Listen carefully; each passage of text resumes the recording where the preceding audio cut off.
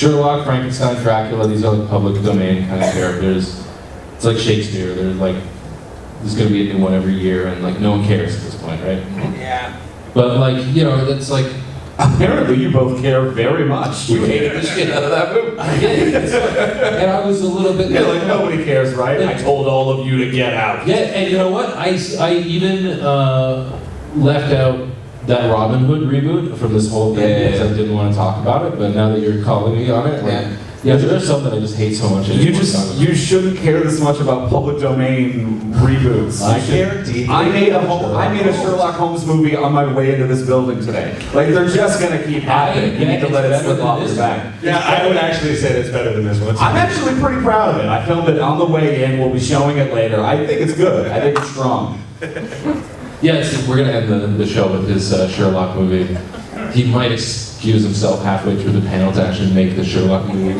You're all actually in the Sherlock movie now. So my question is like, what makes it like so like sacred when it's on film? Like Shakespeare, they do every year a different, every city, every year there's a new Romeo, there's a new Hamlet, there's a new King Lear, whatever.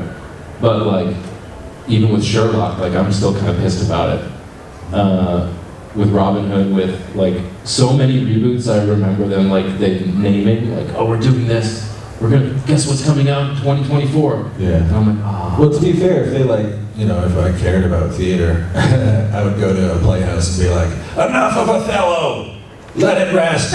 No, but it's Something new. At that point, it's like a song, right? Like I want to see Kurt Russell try and be Mercutio, or like try and be Othello, or try and be, you know, it's like, what's his version of it? Like covering a song. Okay. In a movie, though, in like TV, it's like people react a lot more strongly. So I guess the question is like, first, do you remember a reboot that like they announced that you were like, yeah, finally? Yeah, every reboot for me. Like, I'm a little bit of like you know, I'm a fanboy for that. I love everything, you know? It's like when you hear about something, don't you genuinely get excited just for a minute? And then you see it and you're like this, oh no.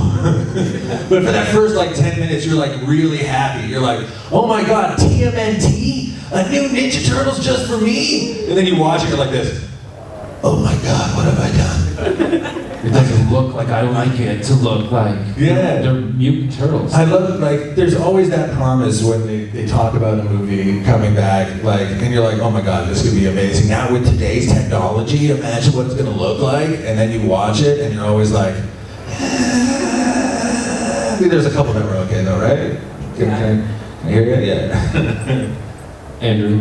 Well, I think a big part of it is our ability to compare it to the original, which is what we never had. Like when you're talking about plays and theater and why nobody ever cared about reboots, I think it comes down to comparing it to the original. You know, we've been rebooting everything forever. Like the first production of Hercules was in like 200 BC, and at no point when Dwayne "The Rock" Johnson was like, I'm playing Hercules, where people are like, 2,300 years of this reboot? I'm sick of it. But like when people hear about a new Spider-Man, they're like, a third one? Like we've been doing 2,000 years of different actors playing Hercules. And I think it comes down to the permanence of the medium. That we can always compare it to the first one that we saw on film or television. Whereas when it was theater, even if you had that love and passion for the first one that you saw, you could never go back to that moment in time. It was an idea. It was just something that faded away into the past. So you could never grab it again or compare it. So the new thing was always a better thing. But now a new thing isn't the better thing because we have the permanence to compare it to the last thing. Gotcha. So you're saying that VHS was the death of art? Absolutely. Home media needs to die. Video on demand. VHS. iTunes, I'm coming at you. Tim Apple, look out.